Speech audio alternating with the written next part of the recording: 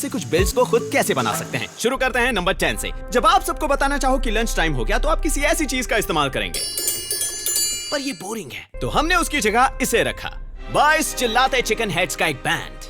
ये बात तो सभी जानते हैं कि आप जब इन्हें किसी स्टोर में देखें और इन पर थोड़ा प्रेशर डालें तो बहुत मजा आता है।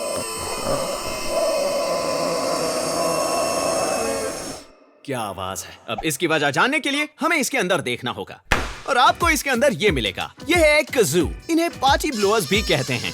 तो चिकन को दबाने के बाद ये वापस एक्सपांड होकर अपने ओरिजिनल शेप में आ जाता है, जिससे हवा अंदर खींचती है, ये वाइब्रेट होता है और वो भयंकर आवाज बाहर निकलती है। और अगर आप 22 रबर चिकन्स को एक एयर कंप्रेसर से जोड़कर 100 PSI पर प्रेशराइज करते हैं और फिर वाल्व खोलते हैं तो सबको पता चल जाएगा कि ये है लंच टाइम। अब आते हैं नंबर 9 पर। अगर आपको अपने क्रंच लैब्स बॉक्स में एक प्लैटिनम टिकट मिला और आप क्रंच लैब्स आने का मौका जीत गए, तो फिर हो सकता है कि हमारे चहेते साइंस बॉब आपको अपना डेफ्लेग्रेशन ट्यूब दिखाएं। बेसिकली इसमें थोड़ी गैस डालकर उसे जलाया जाता है, जिससे इसके अंदर फायर की एक धीमी धीमी चलने वाली वेव बनती है जो गर्मी की वजह से फैलती है और इसे कहते हैं डेफ्लेग्रेशन वेव। और पूरे ट्यूब में सफर करने के बाद वो वेव यहाँ अंत तक पहुँचती है, जहाँ ये गैस और फ्लेम ऑक्सीजन के साथ मिलकर एक छोटा विस्फोट करती है। और क्योंकि बॉटल तेजी से फैलती गैस के रास्ते में है, वो लॉन्च हो जाती है। बुल्सआई। अब ये तो हमारे फर्स्ट तक के काउंटडाउन की पहली 2 चीजें थी, लेकिन नंबर 8 से ही चीजें दिलचस्प होना शुरू हो जाती हैं, क्योंकि अगर आप 35 लाख एयरसॉफ्ट बीबीज लें, मैं फंस गया हूँ, और उन्हें इस तरफ फैला दें, आपको मिलेगा एक रूम टेम्परेचर वाला आइस रिंग। भागो! सच कहूँ तो मैं आज तक इतनी फिसलन भरी सतह पर खड़ा नहीं हुआ। बहुत अजीब है ना? क्रेजी है। अब देख ही सकते हैं ये लगभग पूरी तरह फ्रिक्शनलेस है, बर्फ से भी ज्यादा स्लिपरी, जिसका मतलब ये स्केटिंग के लिए परफेक्ट है।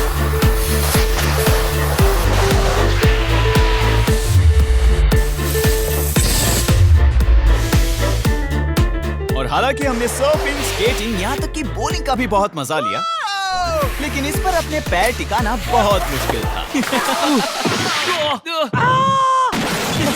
इस पर रुकना नामुमकिन है। तो हमने एक प्रो को बुलाने का फैसला लिया।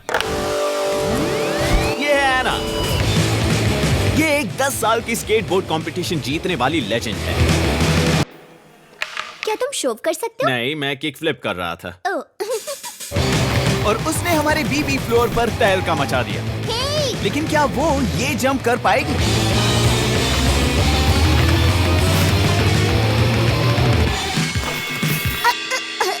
आओ, शायद मेरी हड्डियां टूट गई। और एना इसमें इतनी अच्छी इसीलिए है उप्सी। क्योंकि वो बहुत ही जिद्दी है मैं ये कर पाऊंगी या नहीं? और कभी हार नहीं मानती। तो जब तक एना इस ट्रिक को सीखने में लगी है, आइए जानते हैं ये कैसे काम करता है। अब ये बात तो ऑब्वियस है कि नीला समंदर इतना फ्रिक्शनलेस कैसे है, क्योंकि बीबीज जमीन पर स्मूथली रोल करते हैं और आपका पैर बीबीज के ऊपर स्मूथली रोल करता है। अब जब ये बीबीज पैर के नीचे हों, तो ये आपके पैर के नीचे कई सौ परफेक्ट पहियों के होने जैसा होगा, जिनसे आप किसी भी दिशा में स्लाइड कर सकते हैं। और अगर आप फर्श की जगह मेटल को लें और फिर अपना पैर लें और उसे भी मेटल से बदल दें और फिर ऊपरी सतह को इस तरह से खुद से जोड़ दें और फिर नीचे की सतह को भी, तो अब वो एक दूसरे के रिलेटिवली भी उतनी ही अच्छी तरह स्लाइड करेंगे जितनी अच्छी तरह मेरा पैर फर्श पर फिसलता है। और बॉल बेयरिंग्स ऐसे ही काम करते हैं। और ये सिर्फ आपके फिजेट स्पिनर में ही नहीं है, बॉल बेयरिंग्स हर जगह हैं, आपकी बाइक्स, स्केटबोर्ड और रोलर ब्लेड के पहियों में।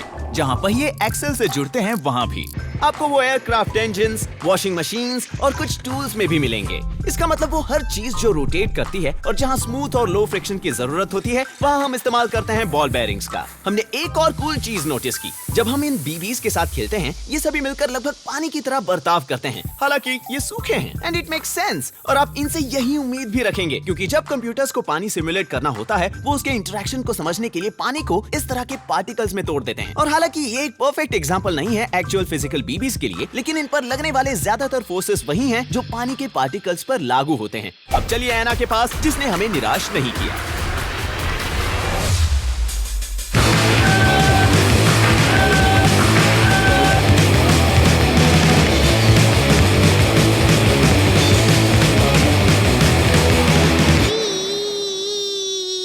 तो अब जब हमने नंबर 8 देख लिया है, मर गई। नंबर 7 पर हैं ये कुर्सियां, और ये कूल इसीलिए हैं क्योंकि इन्हें प्लाईवुड के एक सिंगल टुकड़े से बनाया गया है। इसकी शुरुआत होती है एक प्लाईवुड के बड़े टुकड़े से, जिसे हम पहले पेंट करेंगे और फिर रखेंगे CNC राउटर मशीन के नीचे, जो इसे एक खास पैटर्न में परफेक्टली काट सके। और फिर बस बीच वाला हिस्सा निकालिए और इसे एक असली बैठने लायक कुर्सी में फोल्ड कर दीजिए। ये यकीन करना मुश्किल है कि लकड़ी भी लचीली हो सकती है, लेकिन ये कंप्लायंट मैकेनिज्म का एक और एग्जाम्पल है। अगर आपने मेरी दुनिया की सबसे छोटी नर्व गन वाला वीडियो देखा होगा तो आपको पता होगा कि अगर आप ठोस मटेरियल को सही आकार दें तो उन्हें भी मोड़ा जा सकता है, और दुनिया की सबसे छोटी नर्व गन की तरह इस कुर्सी को भी BYU कंप्लायंट मैकेनिज्म्स लैब में डिजाइन किया गया है। वीडियो के डिस्क्रिप्शन में एक 3D प्रिंटेबल फाइल भी है, जिसे आप अपने लिए एक mini single part foldable chair भी प्रिंट कर सकते हैं। अब नंबर 6 पर वो धमाकेदार चीज है जिससे आप किसी भी पार्टी की जान बन सकते हैं, क्योंकि यहाँ है एक वाइनल ट्यूब जिससे पानी निकलने वाला है, और ये जुड़ा है एक सब वूफर स्पीकर से। तो अगर आप सब वूफर को 30 हर्ट्ज पर ऑन करें तो ये 1 सेकंड में 30 बार ऊपर नीचे वाइब्रेट करेगा, और साथ ही ये ट्यूब भी 1 सेकंड में 30 बार वाइब्रेट होगी।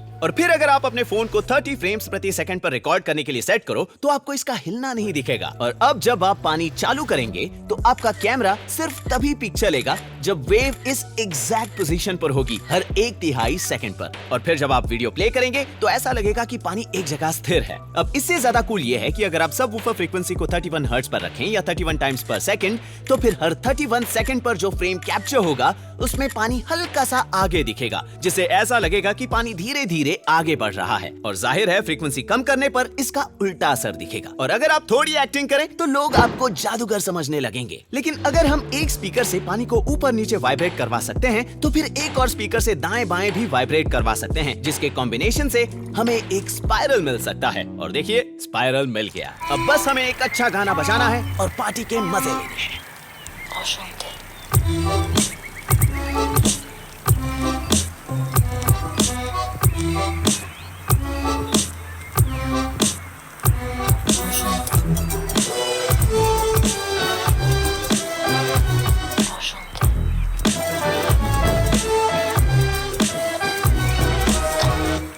सेटअप थोड़ा सा मुश्किल है, लेकिन आप इसका एक बहुत ही सिंपल वर्जन भी बना सकते हैं, जिसके लिए आपको बस एक पाइप, कुछ टेप और एक कॉर्डलेस ड्रिल की जरूरत होगी। और फिर आपको बस उस पाइप को ड्रिल के नीचे चिपकाना है, और ड्रिल ऑन करने पर उसके नेचुरल वाइब्रेशंस पाइप की नोक को सर्कल में रोटेट करवाएंगे, वो भी उस 30 टाइम्स पर सेकंड के रेट पर। और फिर ट्रिगर का इस्तेमाल करके जब आप ड्रिल की स्पीड कम या ज्यादा करेंगे तो इससे वेव आगे और पीछे जाएगी, और फिर ट्रिगर का इस्तेमाल करके जब आप ड्रिल की स्पीड कम या ज्यादा करेंगे तो इससे वेव आगे और पीछे जाएगी।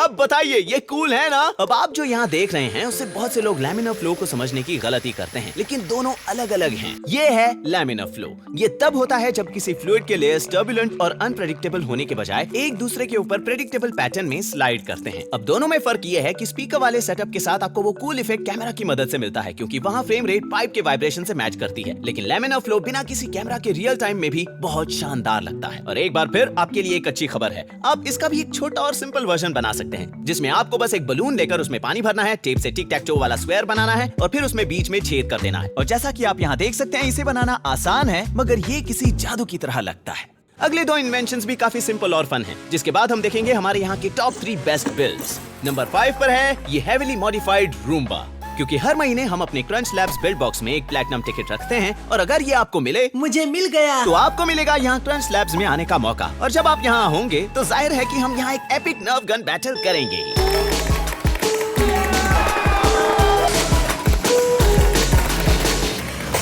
लेकिन वो मजा सिर दर्द बन जाता है जब हमें बाद में साफ सफाई करनी पड़े।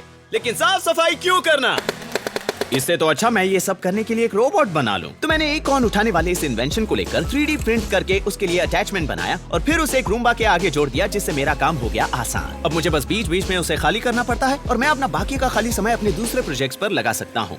उदाहरण के लिए नंबर 4, क्योंकि पिछले कुछ सालों में मुझे और क्रंच लैब्स को कुछ अवार्ड्स मिले हैं, पर मुझे उन्हें सबके सामने किसी ट्रॉफी केस में दिखावा करने के लिए नहीं रखना, लेकिन उन्हें किसी बॉक्स में छोड़ देना भी गलत होगा। तो मैंने एक आइडिया निकाला। अगर आप इस हैंडल को खींचे तो ये एक 6x1 मैकेनिकल एडवांटेज वाले पुलिस सिस्टम की मदद से इस मिरर को 45 डिग्री से रोटेट करेगा। तो अब आप वो ट्रॉफीज तभी देख पाएंगे जब आप ठीक इस जगह खड़े रहकर ऊपर देखेंगे। और अब आते हैं आखिरी 3 बिल्ड्स पर। ये है साइमन, मेरे बचपन के सबसे पसंदीदा गेम्स में से एक। बेसिकली ये लाइट्स एक एक करके ऑन होती है और आपको बस वो पैटर्न इन बटन्स को दबाकर रिपीट करना होता है। ये सुनने में आसान लगता है, लेकिन हर बार ये उस पैटर्न में एक और कलर जोड़ देता है और जैसे जैसे आप आगे बढ़ेंगे ये अपनी रफ्तार भी बढ़ाएगा। यानी ये बस शुरू में आसान है। नहीं, अभी उतना ही मुश्किल है जितना पहले था। मुझे लगता है शायद मैं बचपन में इसके लेवल 13 तक ही पहुंचा था, लेकिन अब लकीली मैं एक इंजीनियर हूँ, जिसका मतलब है कि अब मेरे पास कुछ पर्टिकुलर सेट ऑफ स्किल्स हैं। वो स्किल्स जिन्हें मैंने अपने करियर के दौरान सीखे हैं, वो स्किल्स जिसकी मदद से मैं ऐसे गेम्स की छुट्टी कर सकता हूँ। तो अगर हम साइमन को यहाँ रखें और फिर इस बेरहम कॉकरोच ट्रैप से इंस्पिरेशन लें, तो हम इसके चारों ओर 4 पोस्ट जोड़ सकते हैं, जहां चारों ओर के पास एक ड्रम स्टिक, अपना रबर का हाथ और उससे जुड़ा एक सर्वो मोटर होगा। तो ये तो हमारे लिए बटन दबाने का काम करेंगे, लेकिन कौन से बटन दबाने हैं ये कौन बताएगा? उसके लिए हमने यहाँ एक वेबकैम लगाया जो रास्पबेरी पाई की मदद से एक पाइथन स्क्रिप्ट चलाता है और ये उस पूरे कैमरा फील्ड के इन 4 छोटे रेक्टेंगल्स को जोड़कर जहाँ बल्ब लगे होते हैं बाकी सबको नजरअंदाज करेगा। तो जब उन चारों कलर्स में से किसी एक ही लाइट जलेगी, इसे पता चल जाएगा कि इसे उस बटन को दबाना है। और जब आप उस पैटर्न को रिकॉर्ड करके उसे वापस चला सको तो जाहिर है ये गेम बहुत आसान हो जाता है, मतलब बहुत ज्यादा ही आसान। चलो शुरू करें। तो अब बस हमें बढ़िया साइमन सेज के सभी 32 लेवल को पार करना था। लेवल 3 अपनी पूरी कोशिश करो। और हालांकि 32 सुनने में एक रैंडम नंबर लगता है, पर इसके पीछे भी एक वजह है। 1978 में जब ये गेम लॉन्च हुआ था तब बिट्स बहुत महंगे थे और अगर आपके पास 5 बिट्स हों तो उससे बाइनरी में सिर्फ 32 तक गिना जा सकता है। तो 5 मिनट हो चुके हैं, हम लेवल 16 पर हैं। तो जब तक मेरा साइमन सेज रोबोट मेरे बचपन का बदला ले रहा है, मैं आपको बताना चाहता हूँ कि जिस तरह इस वीडियो में अब तक आपने जो कुछ भी देखा, उसी तरह एक इंजीनियर होने की मेरी सबसे फेवरेट चीज ये है कि मैं अपने किसी भी सपने को सच कर सकता हूँ। तो अगर आप इस स्किल को डेवलप करना चाहते हो तो लेवल 27 पर सिर्फ 5 और बचे हैं। तो इन छुट्टियों में स्कैन कीजिए या जाइए क्रंच लैब्स। तो 10 मिनट और इस रोबोट की थोड़ी सी मदद के बाद मुझे ये कहते हुए खुशी हो रही है कि मैंने आखिरकार इस गेम को हरा दिया। हमने कर दिखाया। 2 ताली ब्लू, रेड, ग्रीन, येलो। अब चलो नंबर 2 पर। मेरे इस नन्हे दोस्त से मिलिए। इसका नाम है रॉकी और ये एक रोबोट है जो सिर्फ एक ही चीज में उस्ताद है। नहीं, लेकिन इससे पहले कि मैं आपको बताऊं कि ये कितना अच्छा है, अगर आपके पास अपना रॉक पेपर सीजर्स रोबोट नहीं है तो मैं आपको एक ऐसी ट्रिक बताता हूं जिससे किसी भी इंसान के सामने आपके जीतने की संभावना 75% तक बढ़ जाएगी। क्योंकि कुछ साल पहले रिसर्चर्स ने रॉक पेपर सीजर्स के 54,000 गेम्स को स्टडी किया और उन्हें एक पैटर्न मिला। अगर आपका अपोनेंट जीता तो इसकी संभावना ज्यादा है कि वो अपनी चॉइस नहीं बदलेगा और अगर वो हारे तो वो रॉक पेपर सीजर्स इस ऑर्डर में अगले चॉइस को चुनेगा। तो आपको बस याद रखना है कि अगर आप जीते तो रॉक पेपर सीजर्स की लाइन में अगले वाले को चुनना। अगर आपने उन्हें रॉक से हराया तो नेक्स्ट पेपर चुनना और अगर पेपर से हराया तो सीजर्स चुनना। और अगर आप हारे तो रॉक पेपर सीजर्स की लाइन में उल्टा जाना। तो अगर सीजर्स से हारे तो पेपर चुनना और अगर पेपर से हारे तो स्टोन को। याद रहे, जीतने पर आगे जाना और हारने पर उल्टा। अब इसका मतलब ये नहीं कि आप हर बार जीतेंगे, लेकिन इससे आपके किसी भी एक गेम में जीतने की संभावना 10% से बढ़ जाएगी। तो अगर आप बेस्ट ऑफ 20 खेलें तो वो प्रोबेबिलिटी एड अप होगी और आपके जीतने के चांसेस हो जाएंगे 75%। और साइंस के नाम पर मैंने खुद इस ट्रिक को आजमाया और ये ट्रिक काम करती है। मैं हर एक गेम तो नहीं जीता, लेकिन मुझे जो एडवांटेज मिला उससे मेरा पलड़ा हमेशा भारी रहा। अब रही बात रॉकी से जीतने की, तो माफ करना लेकिन उसकी संभावना बहुत बहुत कम है। रॉकी! और कम से मेरा मतलब है 0%। और ऐसा इसीलिए क्योंकि रॉकी ना सिर्फ मेरे हाथ का ऊपर नीचे हिलना ट्रैक करता है, बल्कि वो ये भी देखता है कि मेरी उंगलियां कहाँ हैं। वो भी 100 फ्रेम्स पर सेकंड में एक IR हैंड मोशन डिटेक्टर और एक मिनी कंप्यूटर की मदद के साथ। और ये कंप्यूटर सारी जानकारी इकट्ठा करके रॉकी के 3D प्रिंटेड हाथों को सिग्नल भेजता है, ये बताते हुए कि उसे कौन सा शेप बनाना चाहिए। अब आप देख सकते हैं, चाहे मैं धीरे हाथ हिलाऊं या फिर बहुत तेज, जीतने वाला तो यही है। और जो कोई भी इसे पहले हराएगा उसे मिलेगा ये $10,000 वाला ब्रीफ केस। लेकिन सच कहूं तो मेरे हिसाब से आपके लिए इस American gladiators tennis ball cannon से उस बुल्सआई को हिट करने के चांसेस ज्यादा होंगे।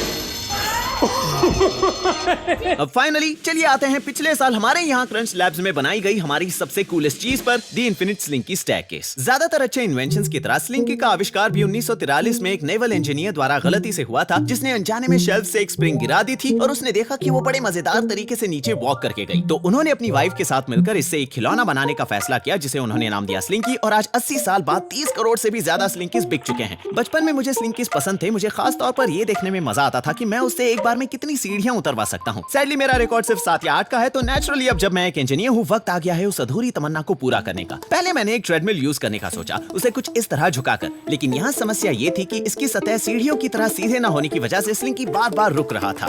तो इसका सोल्यूशन ढूंढने के लिए हमने एक असली एस्केलेटर पर इसे आजमाया।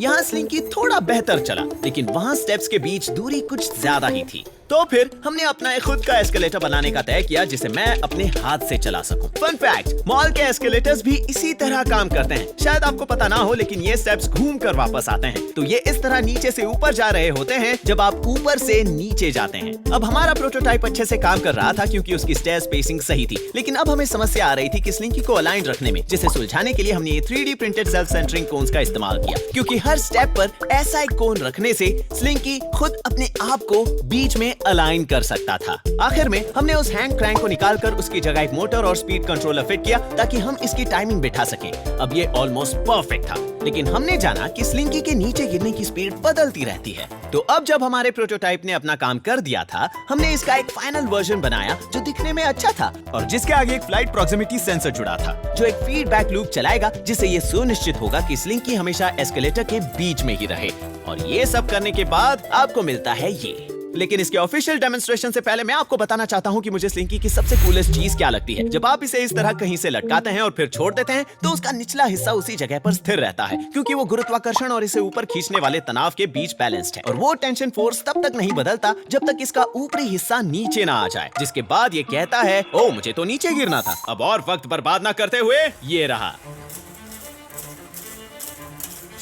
इसका एक और कूल फीचर ये है कि हम इन बटन से इसे थोड़ी देर के लिए धीमा और तेज कर सकते हैं, जिसके बाद सेंसर इसे बीच में रखने वाले अपने काम पर वापस लग जाता है। अब मेरे बचपन का रिकॉर्ड था 8 स्टेप्स, तो चलिए देखते हैं कि ये मशीन उस रिकॉर्ड को कितने बड़े अंतर से ब्रेक करती है।